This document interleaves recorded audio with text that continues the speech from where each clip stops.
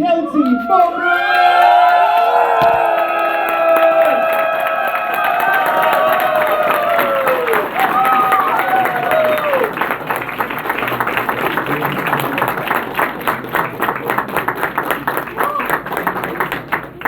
What is up, Houston team? How we doing? Oh man, we're excited to be here. What do we got all set up here? Okay, cool. We're gonna be well hydrated. We are gonna be well hydrated. That's, oh my gosh, yeah, we're good, we're good. So yeah, thank you for that introduction. We always feel really humbled because it still feels like yesterday. We're new partners trying to figure this thing out, frustrated, confused, mostly scared. I think that's how I describe myself in my first year. Very fearful. And it's amazing that someone would talk about us and our life and what we're doing and the impact that we can make. So here's our goal today. Listen, there's a lot of people in this room who have much, much bigger businesses than we have. We have another mic. Ooh, a lapel mic. Yeah. Get that up here. I'll Maybe take you that. wear that. I'm good with my hands, so yeah, bring it up. We'll put it on, whatever. I can talk and you can do this at the same time. This is great. Okay. But there's people with so much bigger businesses in here. So many emeralds in Houston. Okay, cool. Does this work? Can I turn it on? Test, 1, 2, 4, 7. Hello, hello. Yeah. Gotta agree. Now it's on. Hello. Can you hear me? Yeah. Is that good? Can you hear this one? Okay. Apparently we can't do by each other. Is that the rules? They'll figure it out. I trust them. Okay. But no, so many folks in here have so many big businesses. I mean, I was talking to Shatish. Oh my gosh. Where does Shatish and Shushma not have business is kind of the question. Where do they not have partners across the globe? So here's what we want to do today. We're going to obviously, we'll share our journey, our story. You know, we earned an offer in this environment, in this community 13 years ago now. So we are not overnight wonders. We'll talk about our early journey, but we want to share principles that helped us unlock really the best versions of ourselves and how we started to create results in our life, in a business. So we're going to share that. We'll talk through our story. Hopefully, my goal is it gives you hope. Because I don't know if any of you are like us. When I got in this environment, I started listening to podcasts. You hear all these great stories of people with massive businesses, and they're all like, "Oh yeah, well, it took us 6 months to go 7,500 PV," and I was like, "Good for you." I'm still fighting for like 100 points, man. Like this is like I can't relate to that. We were not fast growing. We were not at all. I don't think anyone looked at us early on and said, "That's the couple that's going to tear this thing apart." Like we were in the back. We were not the excited ones in the front. We were not going meeting the speaker. I was like, I don't even know if I can introduce myself to the speaker. I just sat down and took notes, you know?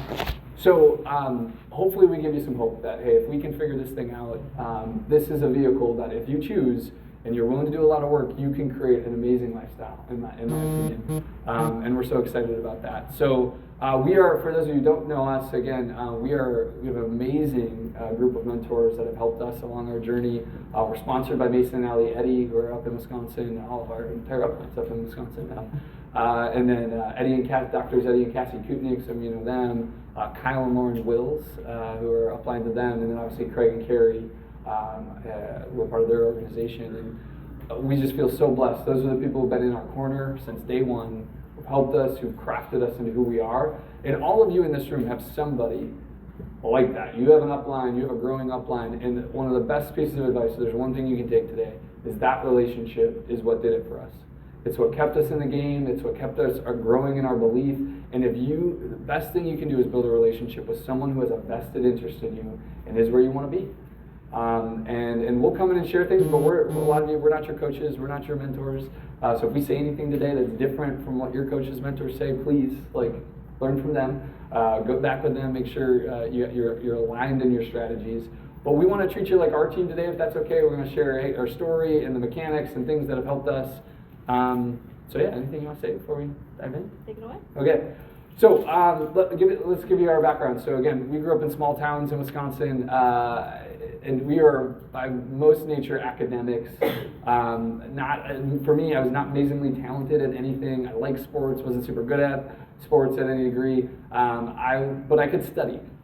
So, I was a 4.0 in college, got a business degree, not because I think I'm smarter than most people. I think I just was like, okay, here's the syllabus, I'll study this, I'll just do what the professor says. I don't feel like that. I was just like, why is it so hard for people? Just do what it says and you can get the A, So I did. I Says was the just smart kid.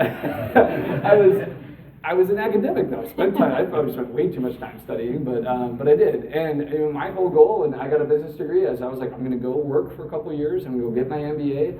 I'm going to go get promoted a few times. And I was like, man, if I can make a couple $100,000, have a cush corner office in my 30s, like I'll be set. I was not the person who was like, oh man, I want to be an entrepreneur. I want to have a side venture. I want to do that. When Mason met me, that was not on my radar at all. I was like, why would I need to run a business? I'm going to have this great corporate career, right?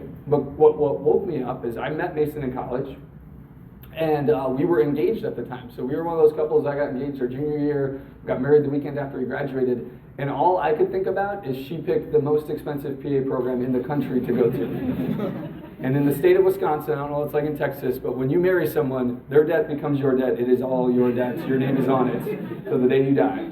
So anyway, you really liked me. I really loved this sign up girl. for that, Right? So I was just like, to me, it was a logical decision when I met Mason, and he's like, hey, like, you thought about doing something on the side? And I was like, well, I got $120,000 of debt that, you know, I don't know how to pay off, so like, sure, why not? I did not have grand dreams of financial independence and stepping out of a corporate career. I would have told you, like, why would I do that? I'm gonna have a great career. It's gonna be awesome. Like, I'm gonna, you know, and I always thought that. I was like, man, being an executive is pretty cool. Like, you probably don't have to work that hard, and you get a nice corner office, and you know, make good money and drive a nice car.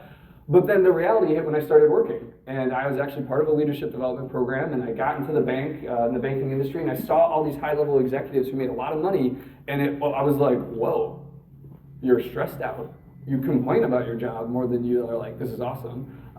You don't see your family as often. You don't have the greatest marriage. Like, I just saw example after example of not alignment with our values. And again, I would say I married Kelsey when I was 22 years old because I wanted to spend time with her, and how quickly I was spending more time with my boss and my coworkers than I was with her, and I was like, we're gonna do this for 40 years? Is this how it goes?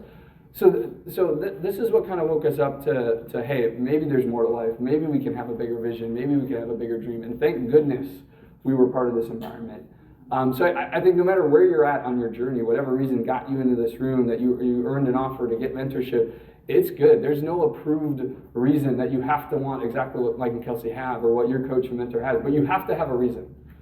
You have to, like, if you don't have a reason for why the heck you're here listening to some couple from Wisconsin, or why the heck you're going to put some effort into a venture of your own, or a business, or even personally develop, you're going to lose the game from the start. So I don't care if the reason is, like, I want to replace a professional income and create more flexibility, freedom in my life, or if it's just I want to pay off debt. Because that was our drive and motivation. And again, when we started our journey, it was me. Kelsey, she can share hers, but she was about to start PA school. She was working crazy hours. She was like, cool, Michael, that's great. You do that. So we did it. We built this thing at every phase. I built it as a single. I built it as a married couple where Kelsey was not engaged, really building with me. We built it as a couple with no kids. And we learned how to crush it in that phase of life. And now we got a 3-year-old, a 1-year-old, and a baby boy that'll be due in August here. So we're learning and figuring out how to build it as a family, right? And build it with small kids. So hopefully that gives you guys hope that, I truly believe no matter where you are in any phase of life, this is an amazing business vehicle that you can take advantage of to create the lifestyle you want. But here's my first, I'll summarize this, the first 2 to 3 years in this journey. It was ugly, it was not pretty, it was not good. I spent most of my time scared, nervous, not creating results.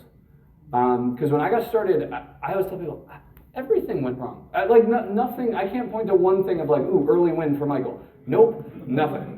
My parents were negative. My dad was very negative. He thought Amway was, some pyramid scheme. It wasn't going to work. And he threw the whole internet at the time in my face, I think. I always tell this story. Like a ream of paper. Literally. I remember telling him, hey, I'm going to start a business and whatever. I explained to him. I tried to draw it all out. This was ill-advised because I was 2 weeks after earning a partnership and trying to explain everything. It was just bad. But yeah, the next morning he's like literally a stack of paper. I was like, did you stay up all night printing this? It's not like we have that advanced of a printer. Like, where did you get all this? And he's like, maybe you should do some research before you start a business. And I was like, oh, because again, I have a great relationship with my parents. I have 3 sisters. I am the favorite child. I don't like to say that. It's just facts. It's the reality. It is what it is. I've tried to downplay it for years, but then it's like my parents make it pretty obvious. And I'm like, I can't. I like to tell the truth. It's just, I think I'm the favorite. And this was like the first thing in my life that my parents did not agree. My mom tried to be nice about it, but my dad was very like not supportive and thought it was a bad idea, bad business model. I was wasting my time, like all this sort of stuff. And then again, I had zero customer success, and I'll talk about this on how we've learned to be business owners and actually create clients in a healthy way, because I was so adverse to sales. I was so nervous. I couldn't sell anything. It felt like, and then everyone that I networked with, every one of my friends is either negative or low ambition early on. So I struck out. And sometimes people ask me, like, well, why did you stick with it? I don't know, to be honest. I had every reason to be like, maybe this just isn't a good fit for Michael. What I think is important about that, though, is I think one of the reasons I did stick around is it was the people, right? When I met Mason Eddy, he was a man of integrity. He followed through on his word, and he was willing to help me. I didn't have a lot of people in their life who were willing to like invest into me at the time outside of my parents, but that's just more from a parent perspective, right? Mason and Kyle and Eddie like spent time with me, drove from Madison, Wisconsin up to our school, drove, to Milwaukee. Like, I was just like, who does this? Like, this is amazing to have people that want to help me, have a vested interest in me. And I liked the guys. I was like, they're good people, right? Good integrity. And so that kept me around. And then, again, there was part of me that I think wanted to believe I could do this. But I was really struggling because I was like, I don't see it. I have no proof, no evidence, no whatever. So I really struggled in my first couple years, and I think our story, we'll talk about this, is a bit of a story of making commitments and growing along the way from wherever you're at. And for those of you who earn an offer and hit it out from the gates and run with it, I'm proud of you. That's great. Go for it. You can do that. You don't, just because Mike and Kelsey were slow growing doesn't mean you have to grow slow. You can go faster than we did. But I want to give it over to Kelsey to maybe share some of her side of the story, because again, I think we do have a unique scenario that she was not on board at first. And we'll talk about maybe what that journey looked like to get Kelsey on board, and now we're building business together as a couple. But Kelsey it's frustrating at times because I always say she's better at everything we do in this business than I am. And I had like a 2-year head start. It's like, what the heck? It's been amazing to watch her medical background, everything. Again, she was nervous about pretty much everything we do here, and to watch her go from that, I've had a front row seat at it, to being a very strong woman entrepreneur who I believe could go toe-to-toe with anyone in this business environment, male or female, at building and creating results and being effective. And it's been a privilege. She's a really special lady, and I think those of you who interact with her know that. But I'll give it over to her. She can share her side of the story a little bit. Yeah, thank you. I do feel like you guys delivered when he's like, everything's bigger in Texas. That was like a pretty good roaring audience. That was pretty good. I was kind of impressed. So, but no, thank you for your kind words. It's really been such a fun journey going from, it was the entrepreneur roller coaster. If you haven't read that by Darren Hardy, we experienced that, and we'll share about that today. But it is kind of radical to think back on where we started on our business journey, and that we truly believe we're the best team at this point. And Michael and I working together and growing our businesses, and I'm so glad that I came around. that I eventually let the community influence me enough that I couldn't live without it. But yeah, so our journey started. Oftentimes people think we've always run our businesses together, but that hasn't necessarily been the case. So when Michael earned a partnership, he, like you said, very logical, just about paying off debt. And I'm like, if he's willing to help with that, that's great. I was like kind of supportive of that sense. But at the time, I graduated undergrad early, and I was heading on to grad school next to become a physician assistant, but still accumulating my hours for PA school. So I was working full-time first shift and full-time second shift. So I worked, my first job was like 7 to 4, and then I had a 30-minute commute and started my next job, and I worked from 5 until 1 or 2 a.m. And I did it all over again the next day. So I was hustling at that time, and I was like, I could not wait to start grad school so I could stop working so hard, which is not actually how PA school felt when that time came around. But anyways, my time was really tight, so it was very easy for me to be like, oh, this is Michael's thing, and I'd also never considered business whatsoever. I was like, I couldn't even spell the word entrepreneur, let alone run a company. It felt so foreign to me. And coming from like a medical background, I'd always just felt like business is this like cutthroat, very money-driven thing, and I appreciated that he studied business, although I was like, business is a lot easier to study in college than chemistry, so I felt like it was kind of the cop-out at the time because I was just like grinding so much in school. But business was just very much not my thing. I wasn't anti-business or anything like that. It was just more the fact that I was so focused, getting into grad school, setting up to start PA school. But I remember on the nights that I wasn't working, if there was a team event, Michael was there. I mean, he was there all the time. That was one thing he did well. I don't know if you can count it as a win, but he showed up. So he didn't have any other wins really besides that. Besides, he always went. He was always at the events. You could always count on it. And he, to the point that when his, fiance at the time had one night off, he was going to go anyways. Not, oh, well, this is Kelsey's night off, so I don't think I can make it. He went anyways. But I wanted to spend time with him bad enough that I went too. And so I started coming around the community, and I was like, these people are great. Getting to meet Mason was really neat because I had already started to feel the influence that Mason was having on Michael and the relationship that they were building, to the point that I think we talked, Michael officially launched his business in fall. It was like October or November or something like that.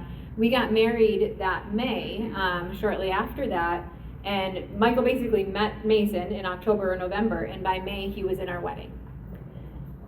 Because we just saw that he was such a quality person, right? He was loyal, he would help Michael with anything that he possibly needed. And that was like such a special relationship for us to start to foster. And Mason was obviously very patient with Michael as well, so that's nice too.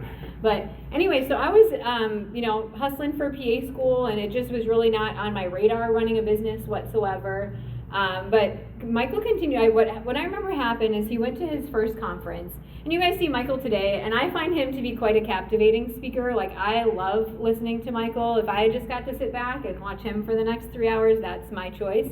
I just love learning from him, and obviously spending time with him and all of that. But back in the day, right, when we first started our businesses, this is not what Michael sounded like. This is more what Michael sounded like. Yeah, worse than that. Pretty quiet, pretty timid. I'd ask him all the time, like, can you turn up the volume because I can't hear you, You're mumbling. You're mumbling all the Stop time. mumbling. You're mumbling. I can't hear you. You're mumbling. I also could work on my patience, and I had a lot of things to work on myself as well. So we've both grown in that sense. But Michael was just this like calm, cool, collected, relaxed, quiet, timid guy. And he went to his first conference, and he came back, and he was like, oh my gosh, Kelsey, this happened, and then this happened, and then these people had this huge impact, and then they went and started this nonprofit, and then this happened, and the family life and the way that those wives looked at their husbands, wow, I wish you could have been there. And I was like, wow. I've like literally never seen you excited about something before. It was like one of those times where you're like, could you notify your face every once in a while, like if you're having a good time? That's how Michael was. And he went to this conference, and he actually brought back this energy. And I'm like, I think he's gonna start to, he's kind of taking this thing seriously. And then he struggled, obviously, for some time. But I started to get drawn to that. And then I'm like, well, I kind of want to know what it's like, right? And I ended up making it to one of the next conferences and starting to prioritize that. But we'll share a little bit more of our story as we go here. But eventually, it took some time. I mean, I was in the hustle of PA school for some time, which was really a busy chapter for me. But eventually we said, hey, we made this decision, and we'll share about that, of like really just going all in for our businesses. And it took us basically a couple years of focused effort that we started to put together our platinum business. And so it took us about 5 years to finish Founders Platinum. And that was, our main motivation all that time had been paying off debt. We paid off $120,000 of debt in 2.5 years. And that's all we'd really talked about, debt payoff. We had the tracker on our fridge and all that kind of stuff. And then our business kind of fell stagnant for a little bit because we had accomplished the goal that we had set. And it was time to reset goals. We recognized we weren't sure what we were really after that. And then it became a mission of starting to replace our incomes. Started my job as a PA. I was working in orthopedic surgery, so I spent a couple days a week in the OR, a couple days a week in clinic. And I enjoyed it. I like getting my hands dirty. It was fun work. I worked with a good surgeon. But at the end of the day, it was so obvious that someone else was in control of my time every day. You ever think about, like, why do I have to go to the bathroom at this time? Or why do I have to eat lunch at this time? Or the thing that drove me nuts was PTO. I don't know if people, you know, I'm like, so we love to travel. We're traveling for business or going on other trips and stuff like that. And I remember just like planning to go, and they're like, oh no, you need to request that off. And I'm like, well, I thought this was I thought I earned this time. Like, I thought that was part of the job, that you get the vacation time. Like, oh no, well we got to find someone to cover for you, and so we'll see if we can make it work. I'm like, okay, yeah, this is not gonna fly for me. Like, having someone else control my time was not going to be it for me. I don't know. I never saw myself as an entrepreneur, but I realized that I'm also not meant to be an employee for the long run. So anyways, the next mission was to work to replace my income, and we did that. I stepped out of working at 30, which was great. The surgeon that I worked with, we picked the same date to have a little retirement party. He was 67, I was 30. People were confused. People were so confused. Yeah. So what's going on? Yep, and it was so fun because he'd be like, so what are you gonna do after you're done here? You know, I'm like, whatever I want. Literally, it was before we had kids, and so we just loved soaking in. I literally did whatever I wanted every day, which is best, and still do. So that was kind of the next step, and then it was time to move on, and we went Ruby, and after that was a couple years ago, and then we broke our first platinum leg last year, the Founders Platinum qualification, and we have a couple other legs teed up this year. So things have been cranking, and the next step is Mike will be done working here in just a few short months. And it's neat to see that, yes, it's been a journey, right? It's been over 10 years really at this point, but at the end of the day, what if it took 20? What if it took 30? Whatever, we're still gonna be able to control our time so much longer than other people. When I stopped working at 30, I'm like, that is 35 years of my life that I got to buy back and spend it doing whatever I wanted. So, but yes, I think that's a little bit of our hard and fast, quick story, and we'll share a little bit more. Yeah, so again, I think our journey is, I believe if you're going to create success in an entrepreneurial venture, especially in this environment with Amway and Legacy Leadership, you're going to have to make some commitments. Commitment is a thing that society today just does not teach very well. Most of the world today, it's like you have options, you have choices, do what makes you feel good. If you don't like it, don't have to do it. I just believe any good thing in life comes from good commitments, right? Are you willing to commit the things that matter to you and then follow through on that? And we were not good at making commitments at first. We were great at, we got married young, our marriage was a big thing, and I think that ties a lot to our faith, our Christian background. We were sold out, committed to our marriage, and I think that's why we started to build a really great marriage. I cannot say the same thing for this environment. And we took a journey to kind of do that. So we're going to walk through some of the commitments, but I think one of the things I really struggled with, and I just want to take a second on this, is when you think about Amway, when you think about Legacy Leadership, the business that you have a chance to run here and that you are growing and the environment that you can do it in, so much of Michael's struggle early on is I let the value of those two vehicles be diluted by other people's thinking about them, by what the internet said, by what some friend or family member said, by bringing someone through a process who said, yeah, I don't think this is for me, their reaction. I let all of that influence Michael in my belief and my viewpoint on how can I leverage Amway and how can I leverage Legacy Leadership. And now, 13 years later, I get this a lot, but people ask me, it's like, oh, well, how did you know like e-commerce and Amway was like the right thing for you, right? You got a lot of young people today are looking for side ventures, looking for things. Like, how did you know that this was what? Here's my answer. I had no flipping idea. I wasn't sitting there and at 22 years old being like, yes, I can see all the value in the perfect business model and how this can scale and how this can do it. I had no idea. And you're faking yourself. Most people are faking themselves if they have any idea. But then what I don't see is people surface level let all these thoughts and opinions influence them without actually studying what you have your hands on. And now I've done this over 13 years to study it, but I wish I would have studied it sooner. I wish I would have got in there and cleared some of the cobwebs about, let's talk about Amway's system and platforms and how beautiful it is, the global nature of it, the high scalability of it, their compensation plan where you can have someone vested in you that has experience that's going to help you build a business. No inventory, no overhead, like the low risk nature of it. I didn't have to quit my day job. I didn't have to go into debt. I didn't have to risk my marriage. I didn't have to like totally blow up my values to actually scale something here. And we had the ability with an Amway-powered business to create enough income now that in our mid-30s, we can choose not to have day jobs. Because we have enough income from our Amway-powered business that we can pay our bills and we can live the life we want. And we made the decision to, again, the Kelsey to step away and now for me to step away because I want to hang out with my little boy when he's here. I want to hang out with my little girls. That's my value system in life. I want to be a great dad. And I have the ability to choose that because I have a great business system that a 22-year-old could get a hold of, put effort in, and actually scale to a significant level. Most other business models, if you start to tear it apart, you're going to come across really, really big barriers that are out of your control that are going to stop you from scaling a lifestyle with it. My belief is the Amway business model has very little barriers other than your own ego and your own ability to learn, and you got to stop caring about what other people think. Which to me are all in your control, right? It didn't take large amounts of capital, right? It didn't take like so much time that I couldn't keep a good day job and again keep the other values in life.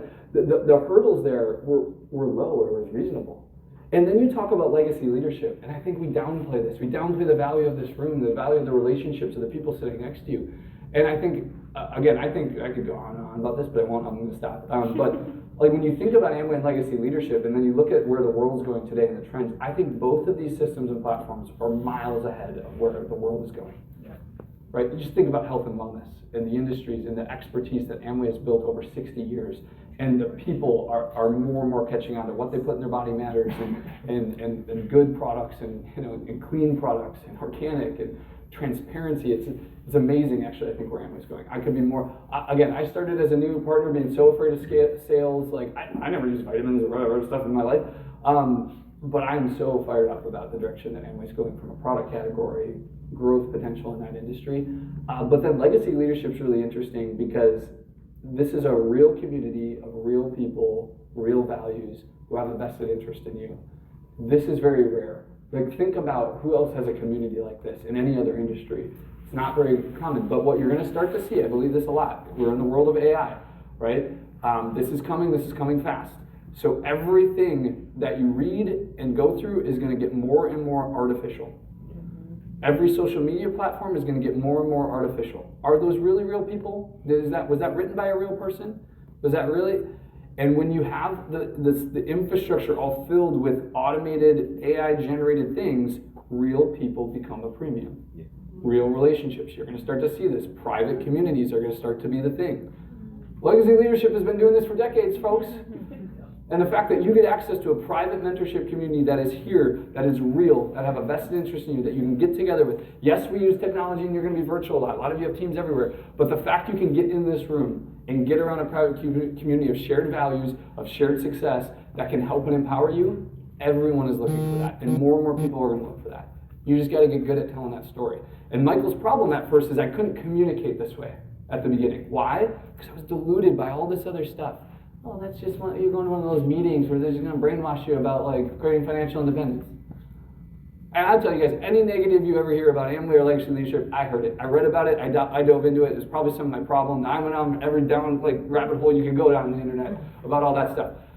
And I just think you got to stop letting other people's opinions dilute the path that you're on. In theory, could there be a faster way for you to create results or wealth? Maybe, but good luck finding it, and good luck. You're here, you're in this environment, you have an opportunity to create what we've created. If you want to create similar results, and there's countless examples, we're not the only one, there's countless examples who've created similar lifestyles. If that's what you want, root yourself and get really good at learning how to talk about these environments and what you have your hands on. Don't just let the outside world influence you, because then you'll never win. Okay, sorry, that was a tangent, but let's talk about commitments. There's 4 commitments. We're going to talk you through our story a little bit that you got to make, in our opinion. Number 1 is you got to commit to good habits, good core habits. Number 2 is you got to commit to a work habit, because building a business will take work. There's no ifs, ands, buts about it. The third, in our belief, is you got to commit to excellence. I believe this journey, the journey to create the life you want, will take your best, nothing less. And then the fourth one is you got to commit to your own values and your own vision in your life.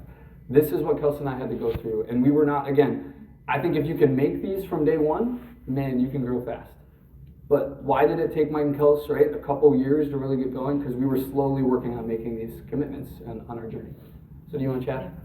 Yeah, let's dive into making the commitment to the core habits. And you know, if you guys have all been a part of the community for some time, you're like, another talk about the core habits.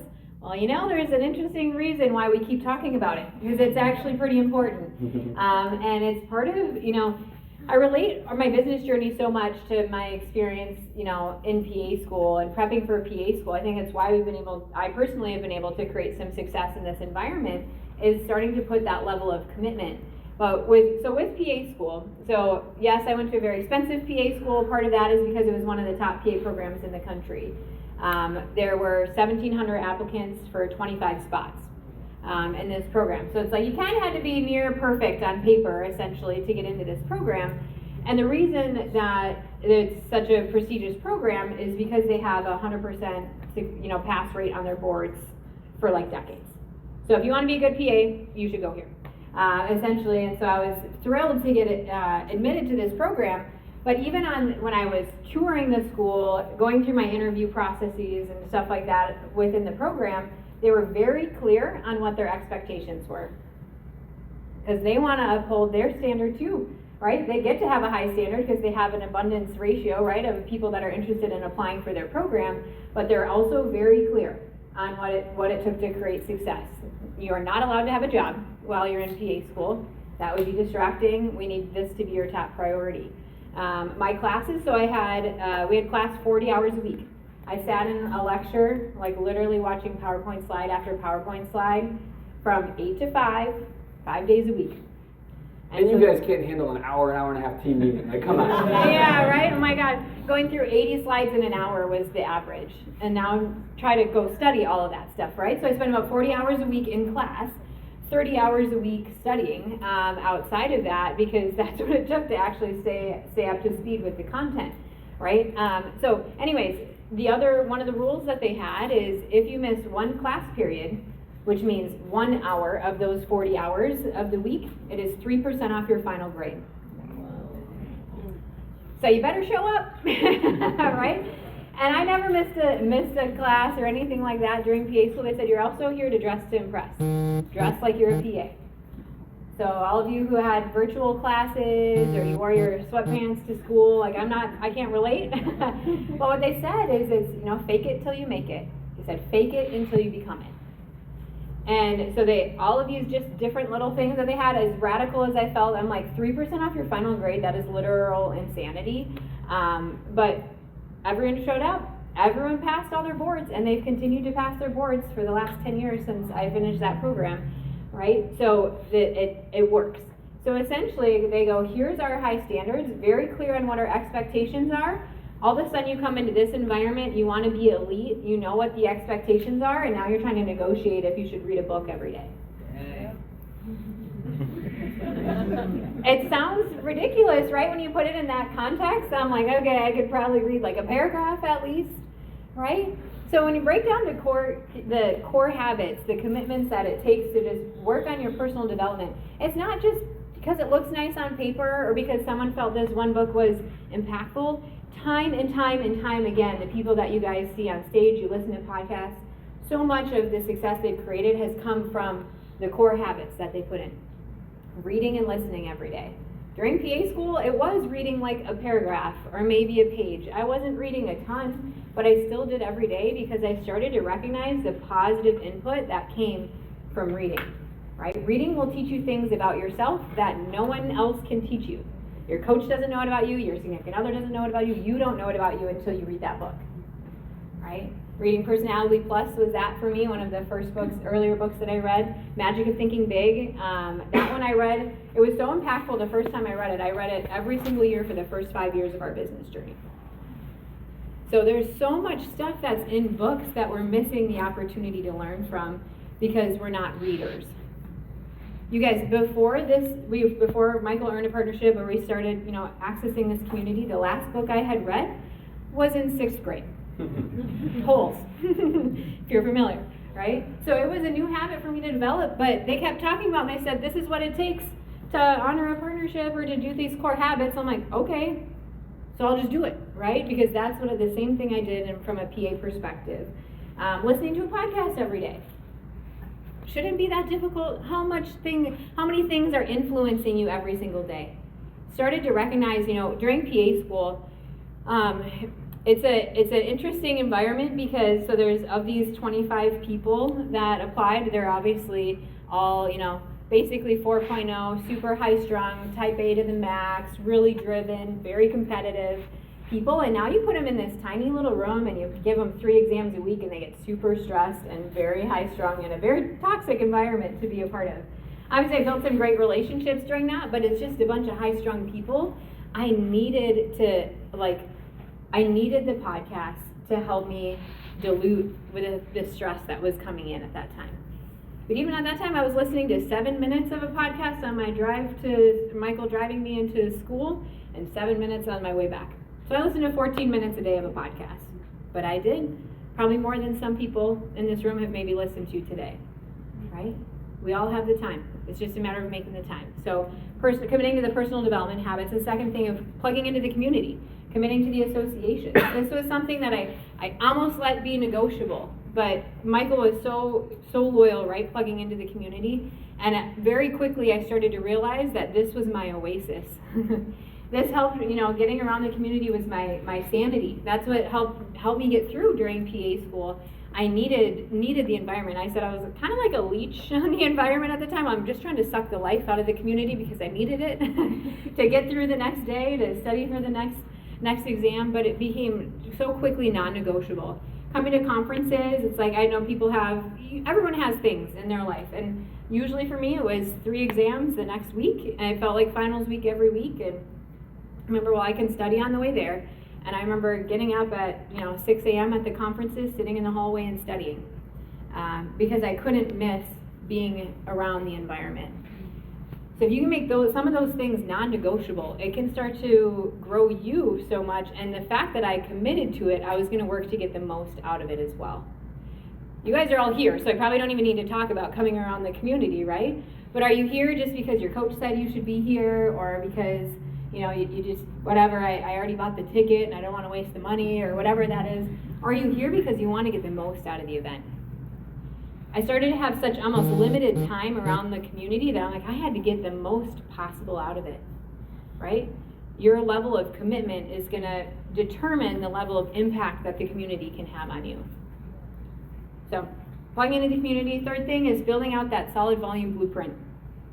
And as Michael shared, this was the weakest point in terms of our journey and starting to make these commitments. If anyone could have gotten kicked out of the team for not using their products, I could have built a pretty good case. Accurate. Honestly. And again, my mindset was so broken here. I just want to spend a second on this because this is how Michael thought. We were broke. I was making, 50 grand a year. She was spending 40 grand a year alone at Marquette. The finances were really tight. And again, I did not come from a super healthy background, or vitamins and supplements and sports nutrition and whatever. So a lot of this stuff was new to me.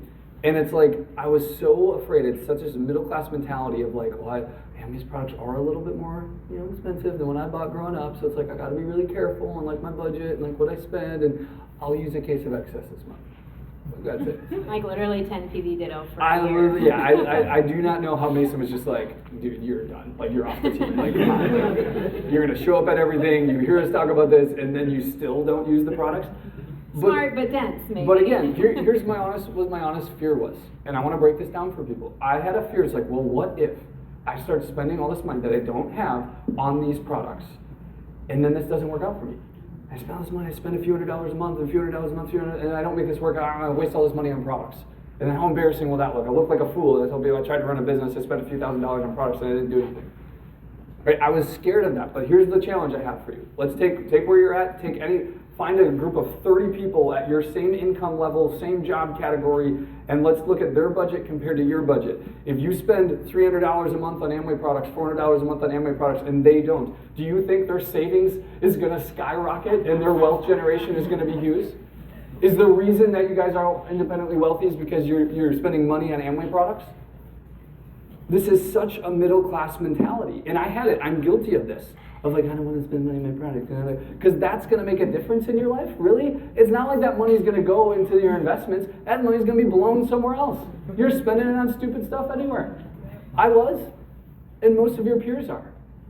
So if you're serious about creating different results in your life, you have to start acting differently.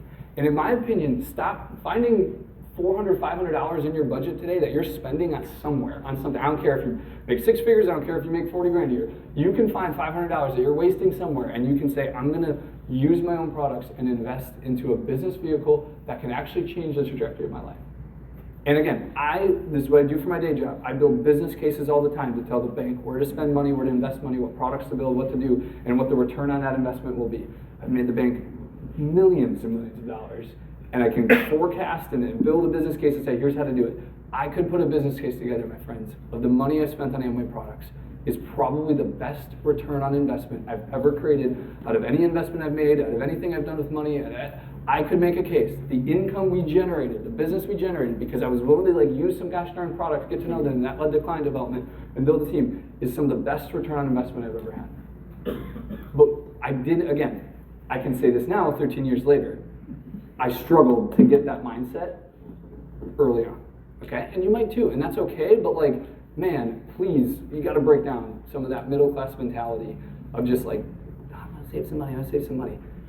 Things will open up when you start to commit to hey, I wanna build this, so let me use products like the system is telling me and teaching me to do that will lead to success. Yeah. So that was step one of we just had to decide to become good product consumers. Neither of us took vitamins growing up, and we said, we're gonna make a business decision to start taking vitamins because we're working with the #1 company in the world, right? We better at least experience it, and then we go, oh shoot, this stuff works, right? We feel good when we take it. And as we became good product consumers, it was easier for us to start talking about products and selling our first, developing our first couple clients. That's when we actually started to feel like entrepreneurs. I still feel like a boss today when I develop a new client or sell a product. I mean, on the way here, when we were landed in Dallas, I'm in the bathroom in Dallas, just washing my hands, and the girl next to me runs in and she's frantically grabbing this paper towel and she's scrubbing her shoes. And so I just go to my bag and I pull out a multi-purpose wipe and I pull it out of the pack and I hand it to her. I said, these are amazing for getting stains off of your shoes. Do you want to try it? And she's like, oh my God, if you don't mind, There's these brand new Nikes, all white and whatever.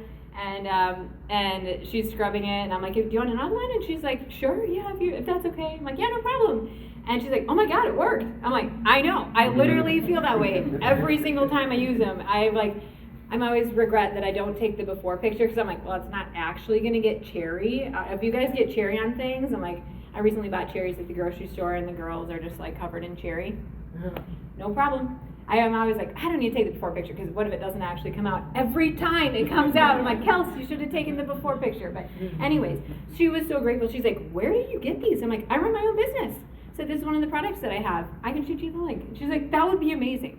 I didn't text her that day, so she followed up with me the next day of hey, that stuff took, stains out of my shoes great or whatever. And so I followed up with her, sent her the link.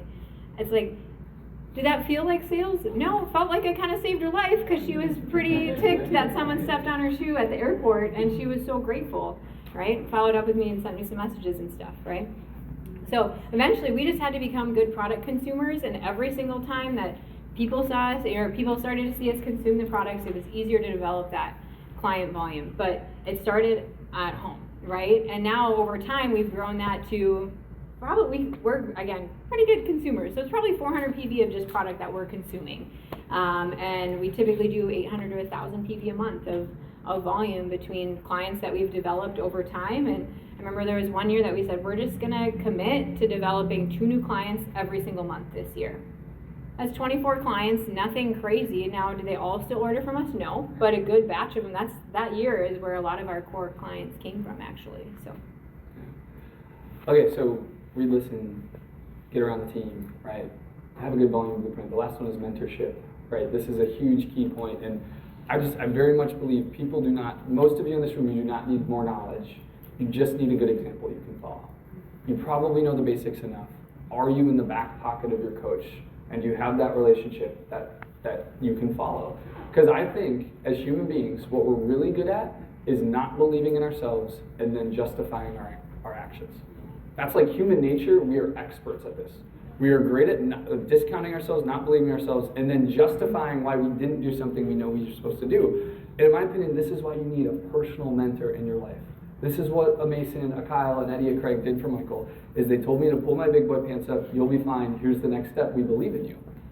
When Michael's brain wanted to quit or give up, or like, I don't know if this is gonna work for me, I didn't lean into that thinking. I had a coach, I had someone there who I could lean into. And if you're not leaning into that, it's your biggest asset. And you hear that all the time, and I see so many people still mess this up, and I did too. But again, and you have to commit that, like, no, I am, even when I don't want to and I don't feel like it, this is a habit that I have that I'm gonna lean into a coach.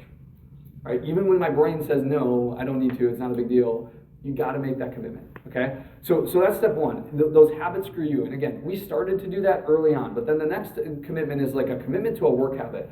Because again, you don't build a business sitting in this room. You don't build a business listening to podcasts.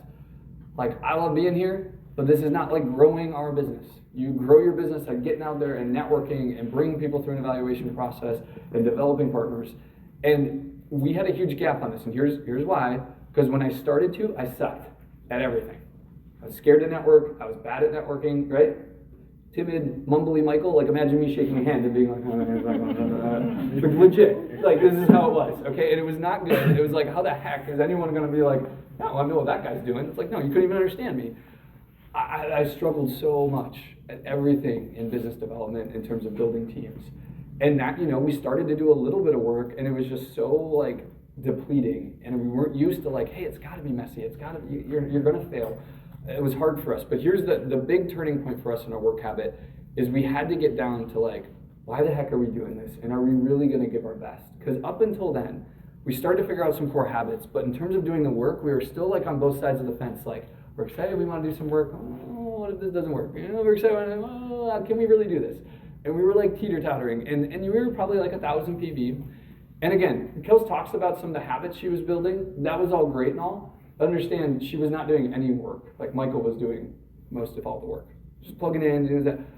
And so I think that's somewhat dangerous when you're not doing work to grow yourself, because what happened is Kels actually started to get a little bit negative.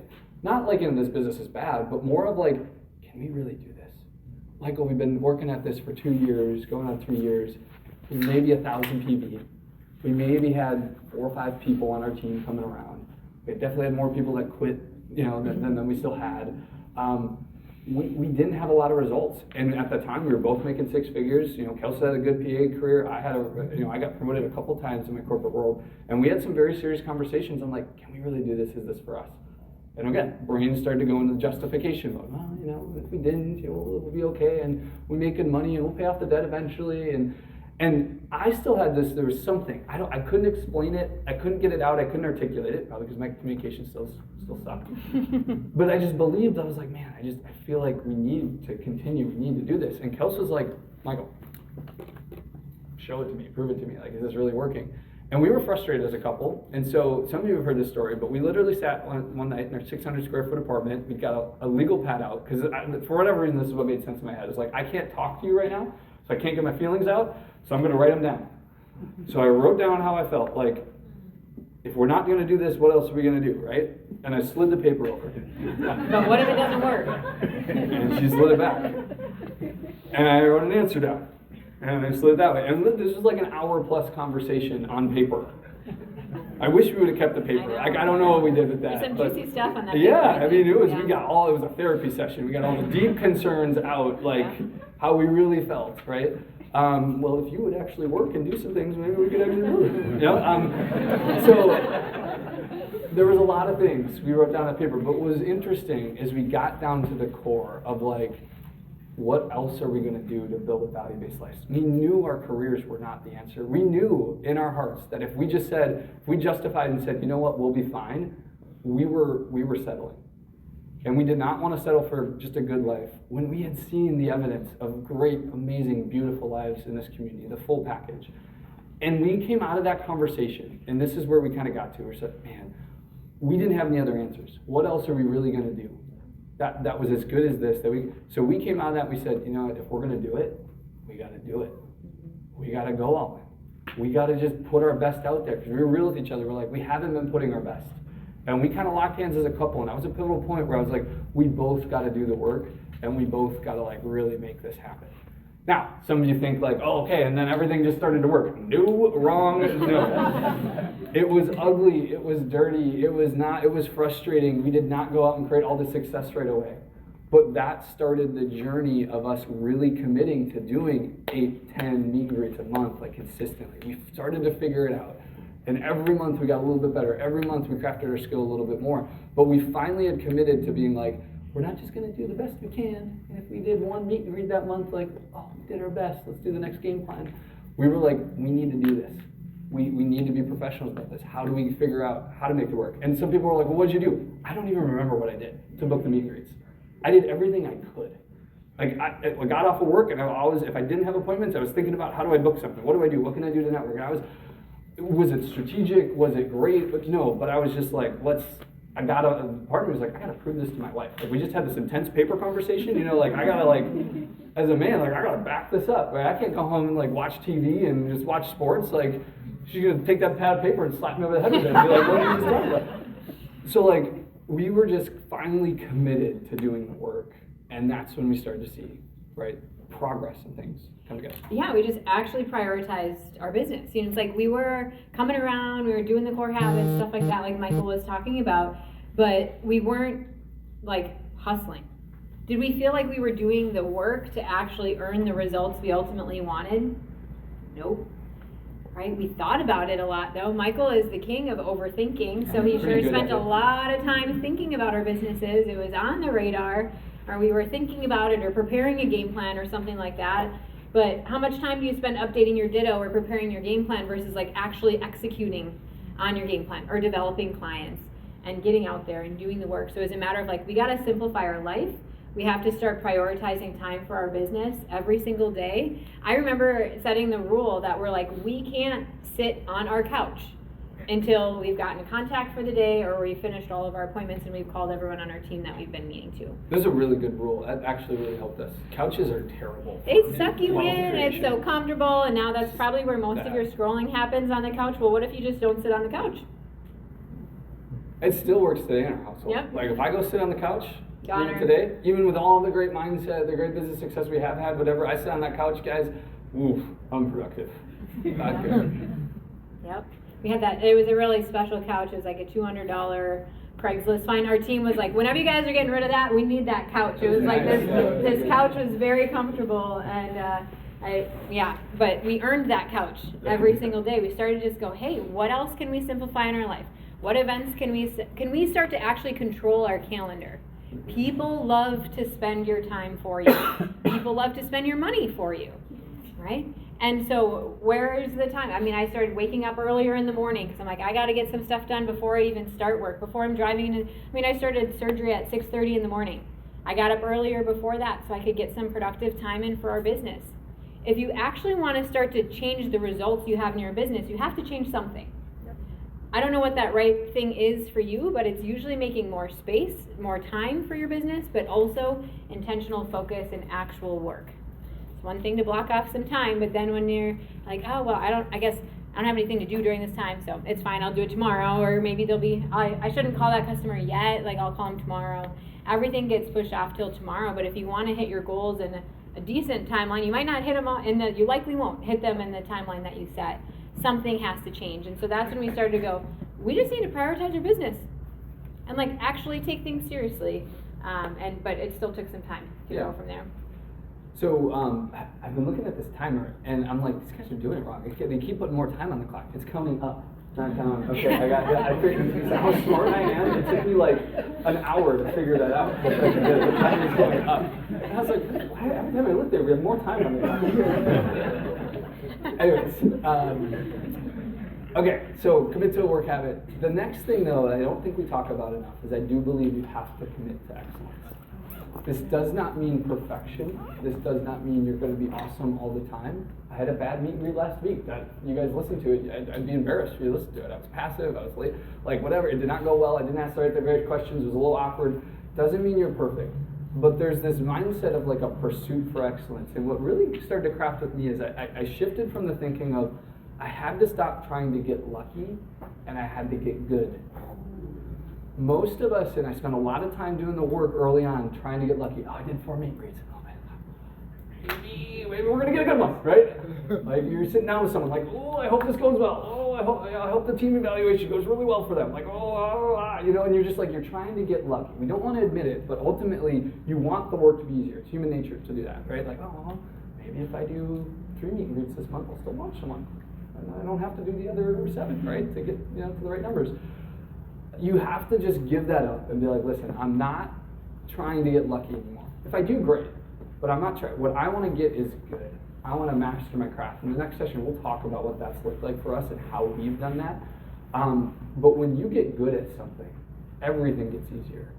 And I think when you stop trying to just like negotiate how much you have to do and hoping that it kind of works out for you, and in that stage of just like wanting things to be easy, and you're like, I'm going to work at this thing and get so good that I know I can create the results. I don't know the time frame, but like I know I'll be able to create the results because I get good at it. All of you in some area of life are so good at something. I mean, your careers could be a, you know, something in music, could be a hobby. But there's something that you're so good at that like no one can kind of shake your tree. You're confident and you're like, yeah, I can show you how to do that, or I'm good at it. You're so good at it. Get the business in that realm. And this is coming from a guy who was like, honestly, I'd listen to people, I'd come to conferences, I'd hear Craig Klickner speak, and I'd just be like, I need to die and come back as a different person if I'm ever going to. Like, there's just this, there's no way Michael can get from here to there, right? But when I started to concentrate on how do I get good and what are Michael's gaps and let's work on it, I figured it out in Michael's own way, in my own voice, right? And oftentimes I think you're trying to be someone you shouldn't be, and you just got to get down and can you get good? We stopped building it as much for the recognition. We've always loved it. It feels good to get recognized. And like, hey, you're growing, you're up on top, it's nice about you. But at the end of the day, I was like, I started to be like, I don't care about recognition. Again, natural temperament is if I never had to speak in front of people like ever and I could still go diamond, like I'd be kind of okay with that. I'm like, okay, that's not my, fine. But like it was not about recognition or getting in front of people. It was about, I just want to be so good. I want to show up on the beaches of Diamond Club and people would be like, wow, nice work. Like, yeah, I figured it out. I did it. I feel really good about it. So you got to start to master that in terms of committing to excellence. Yeah. I think even just recently in a game plan with Kyle and Lauren, we're talking to them about structure and this and goals and whatever, and we're kind of frustrated in this area, and Kyle is like, you're just trying to do too much with too little. And it's like, oh gosh, we've heard that so many times on our business journey, right? You're trying to do too much with too little. Trying to hit this big volume goal or whatever it is, and you just haven't put in enough work yet.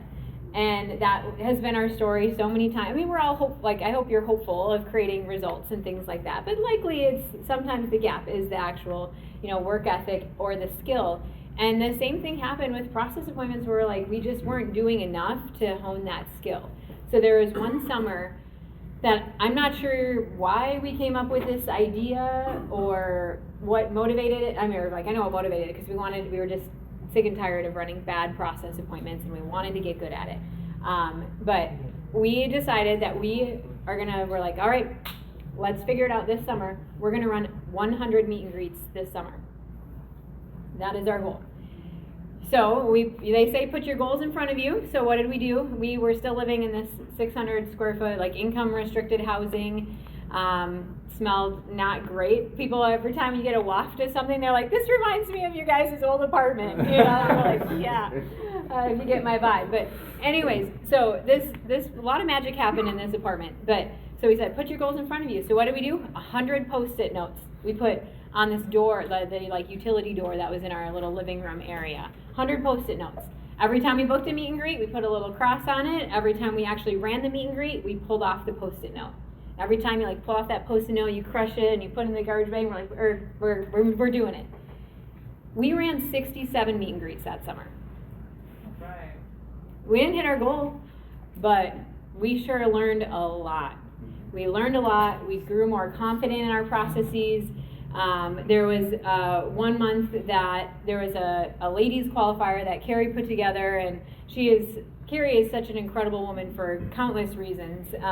But one is she's so empowering for the women on our team. I mean, you meet a woman on Craig and Carrie's team. It's like Carrie has impacted every single one of us and building our belief and our confidence. And she put on this women's qualifier, and it was 30 meet and greets in a certain time period.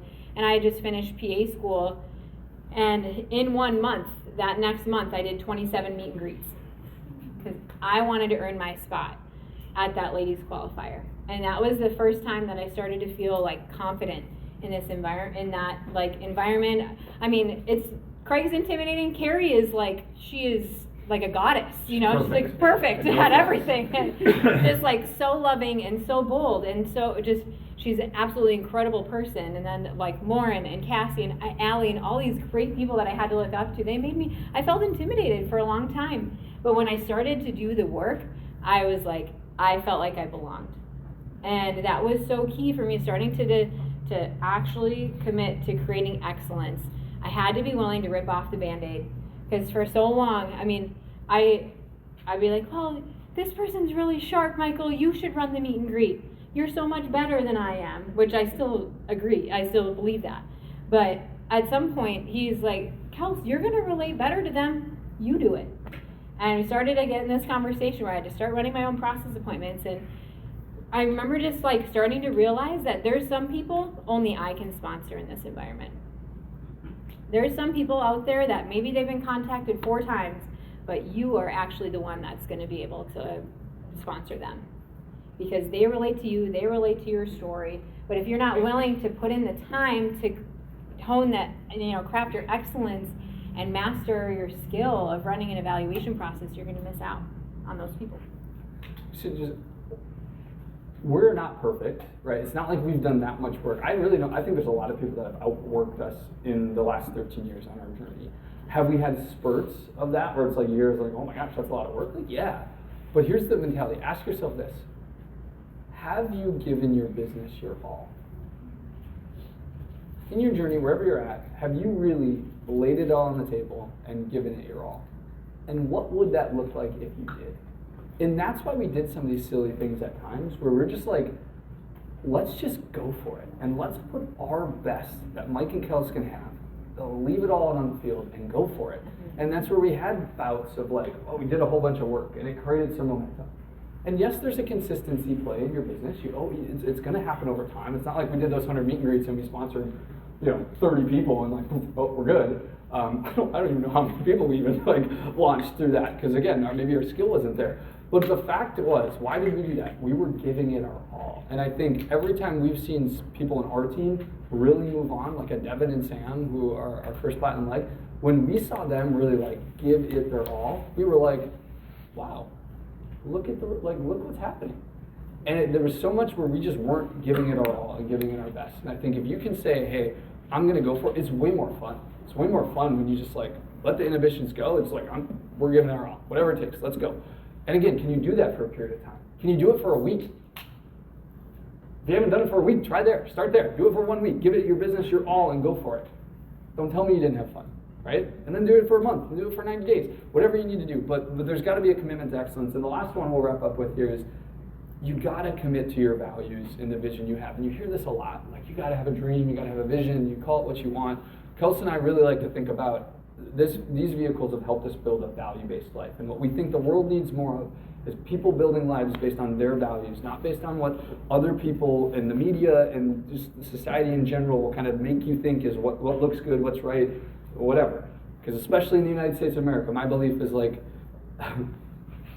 we are in a consumerism world where there's people and companies out there that are really good at influencing you. Like that's their whole goal. They spend millions and billions of dollars to influence you to think a certain way and do something or like this or like that or buy this or buy that. We got to get back to a world where it's like you know what your values are and you're crafting a life around it, okay? And that's what this community has done for us. It's allowed us to live a very value-based life. One of my favorite phrases, that I've held with over the years is be very careful from taking advice from people who are playing a different game than you. And the reality is most of your friends, family members, people in your circle probably are playing a different game. They have a different end goal than what you have. And you're letting those influences happen, right? Do you think, again, any major technology company, any major, consumable goods company out there has a different end game to you? Are they after you having a great family life and a great, value system in your household? And no, they want you to buy something or do something or look at something or click at something. That is their end game. And you're letting sometimes those things influence you more than like your own inner compass of like, what do you truly care about? And we're here to tell you guys, like, our values, again, there's no proved set of goals. Well, for us, our value system was around having an amazing marriage, being great parents, and sowing into kids. We believe so much in that, and raising the next generations, and imparting, and helping them become functional adults. We are very passionate about that. We wanted to help our family. Our faith is very important to us. We wanted to be able to see the God's wonderful creation and travel the world. And frankly, I just like not waking up early in the morning. That is a core value of mine. I like sleeping in, staying up late and sleeping in. But like, you got to be true to like what is. All you like 5 a.m.ers like wake up and work out. Like, good for you. My value is not doing that. Okay.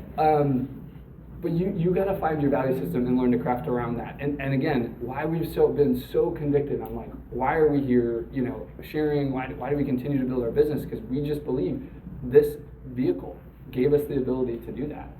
And I think oftentimes what will happen, and I think why we've really started creating momentum and success, is if you came into our household at any time, the vision, the dream, our values are alive. We talk about it all the time. And I think in times when we weren't growing, we weren't doing that. And I think a lot of you, what happens is you come here and you're excited, right? Speak your goals. Talk to your coach you're up on. You're on your game plan and you're like, I want to pay off this debt. I want to get free, whatever. But then if I followed you around on Tuesday, Wednesday, Thursday, whatever in your house, no one would know what you're after. No one would know what your vision is, what your goals are. You're not speaking it. You're not talking about it. As a couple, again, when we were paying off debt, we talked about it all the time. Oh man, when we pay off debt, we'll do this. Oh, when this is done, we'll do that. It was a constant song in our household. And the same thing when we were talking about Kelsey's freedom, I was like, man, but when you're done working, the last couple of years, Michael, when you're done working, you're done. And we've all missed the original goals that we had. Like, I wanted to be done working like at 30, right? I thought Kelsey would be done in her 20s. Okay, we didn't hit the targets, but it didn't stop us from talking about it. And we're talking about it all the time. And you got to keep that vision alive. And we've had so many rewards, I think, along the journey. Yeah, it's like it started off as debt, but then as that eventually evolved, we always talk about we weren't really dreamers. This was a skill, another skill that we kind of honed. We listened to a lot of talks at the conferences. We actually let things kind of sit with us. And I just remember at the next apartment that we lived in, every single night, laying in bed, that's how we ended our night, was talking about the life that we're building, and that we really gave it our best today. And I just remember, like, I started my day so early working in the OR, and one of the things that frustrated me was, like, I wasn't tired, but I had to go to bed because I had to get up so early.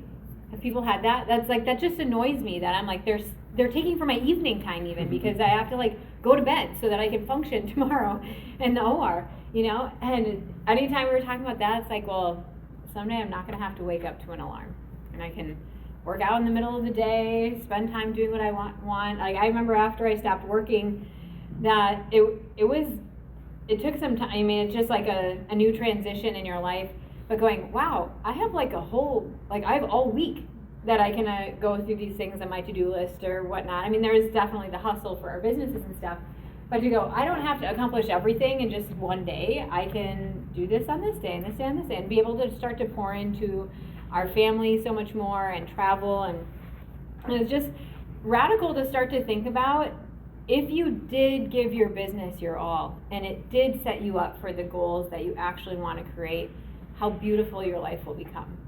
It's just so special, now thinking about Michael being done with working very soon here, and our little 3-year-old Reese, she likes to taunt him in the morning when he comes in. Do you want to share about that? Yeah, I mean, every morning, it's just, she taunts me. I come in, I wake her up, and she goes, Daddy, is that a work shirt? I'm like, yes, honey, I'm going to work today. That is a work shirt. Collared shirt on, whatever. It's a work shirt. But she knows, because we talk about this all the time. Because after that, she'll say, oh, but when baby comes, you'll be done working. It's like, yes, honey, when baby comes, Daddy will be done working. So we talk about this all the time. She picks it up because we're always talking about the vision, the goals in our household. And so she taunts me with it, but like at the same time, it's like it's alive in our family. Yeah. And there's many times that we've, you listen to the talk and says, oh, put down a list of goals and all that kind of stuff, or put stuff on your fridge. Well, we've actually done all of those things. And in our office, we have, we sat down, we tried to put together a list of 101 things that we want to do in our life. We made it to 63, so we didn't actually accomplish that goal either. But what was neat is each time we moved, we've pulled out that list, and it's something that we actually haven't, we just now in our current place have hung it on the wall, but before that it was just in some drawer. And every time we pull it out, like we start to check off things like, oh my gosh, we did these things, right? Well, at first it was getting debt free, and then I remember just like wanting to be able to afford to fly to a conference. That was on there. But getting into, building a home. I remember we built our first home and we're like, I didn't even know I wanted to build a home, but I guess it was on the list, right? It wasn't even something that we were focused on at that time. Just this last year, so Michael's parents celebrated their 40th wedding anniversary, and they always talked about, when we get married, after our 40th anniversary, when we want to go to Hawaii, but that'll never happen. And so we sent them to Hawaii for their anniversary. And many times we've been able to bless his family. Yes, his dad was extremely negative and really challenging for our business journey early on, but obviously over time he's grown in his support. But even if he wasn't supportive, that's okay. We love him anyways, and the reason we built our business was to help our immediate family, but also our extended family and our parents and our siblings, and to be able to bless them the way that we have been, and to take off financial burdens. We were just talking about one of Michael's sisters, and like we're setting a timeline for when we want to purchase a vehicle for her, and things. It's just like there's so many opportunities that we can bless other people, but we're so caught up in like, I'm nervous to shake somebody's hand. I'm nervous to share a multi-purpose wipe with someone scrambling in the bathroom. We're so caught up in this one little moment or whatnot that we got to take our eyes off ourselves and think about what our bigger vision is. And at the end of the day, for us, like the biggest victory of our whole business journey is what it's done for our marriage. I mean, our marriage, like we've been married the whole time. We've been in our business journey. We just celebrated 13 years married, and we talk about the biggest lessons that we want to teach our girls is, one, what a beautiful marriage looks like, and two, what it looks like to serve and help other people. And they get to see us do those two things every single day. And it's because we've chosen to work at it. We both have always talked about we want to bring our best version of ourselves to the table when it comes to our relationship. And when you're both personally developing, both working to get better, it's amazing what it can do, and our communication has grown and all those types of things over time. But you take our whole business away, we'll build it again. We're not really worried about that. It's the fact that our marriage has turned into something so beautiful for us. So. And the last thing I'll say is, listen, building your vision and the values you have, this is a skill. Yeah. I used to think, like, well, I'm not like that. I'm not a big dreamer. Those people talking about all these exciting things. I just couldn't relate to it. But I had to build that muscle and build that skill. Right? And the more you talk about the things you want, the more you talk about, man, would it be great to do this? Man, here's what we really want. Here's what really matters to us. Here's what's important to us. You can tune out all the other stuff in the world, and you can start to really zone in on, okay, well, how do we do that? And I think so many times we're distracted, and we're not building the skill of having a value-based life and knowing what you care about and knowing what your vision is and going after it, because you're distracted by all these other things. So, how much time have I got? I'll share one last story. Is that cool? Okay, so this is just another example, and I think, again, how far we've come over 13 years, and I think the dangers of not knowing your values and staying true to them. The world will then influence you. If you don't know what they are, though, someone will give you values to go across. And this was like a couple months ago. Some of us on the Clicker team have heard me share this story, but I was at a big banking conference. A bunch of banking executives were there. We were at the Ritz-Carlton in Orlando. It was this beautiful, property and very nice conference. And I was having a private dinner that was hosted by MasterCard, big payments network. They had like 13 banking executives there, and they, some 7-course meal. They're wining and dining us, all this sort of stuff. So all these were executives. I'm usually the younger of the crowd, right? At 35, most of these executives are in their late 40s, 50s is the average age. Most of them a little bit older kids and stuff. But we were going to talk, it's a work dinner, so you're really just talking about work stuff and banking. It's like, really? I can do this all day. Anyways, so we're talking about different things, and the topic comes up of like, we're eating dinner, and like, do people like to cook or not? And the topic came up of like family meals. And I sat there, and this went around the entire table. And it was like, one person was like, we don't have time for family dinner. It's like, we're so busy, and I'm at work, and the travel schedule, and then my husband's work schedule, and then my work schedule, and we just don't. And then the next person's like, oh yeah, who has time for family dinner? Like, oh my gosh, oh yeah, absolutely, oh yeah, we never sit down. Oh my gosh, we usually do this or that. It's like, oh yeah, we never, like, family dinner, no way. Literally, around the entire table, everyone was singing the same tune. These corporate executives. And I'll tell you guys, Kelsey and I have dinner with our girls every single night. 5 to 7 p.m. It was my time with my girls. We have a family dinner.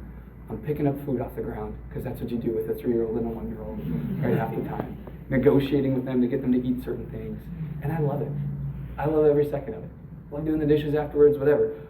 But like, this environment has allowed us to build that value system and create the financial success, know our values, and create that dynamic, control boundaries, and do that. And we're still able to build a successful business. I'm still able to have a good career. But we've done this purposefully. And I was going around this table.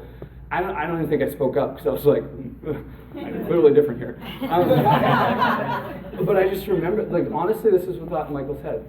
I said, thank God Mason said hi to me. Thank God we got access to this environment that challenged us and grew us. And no, it is not easy. And yes, you're probably gonna, think about quitting and be like, should I give up? Can I really do this?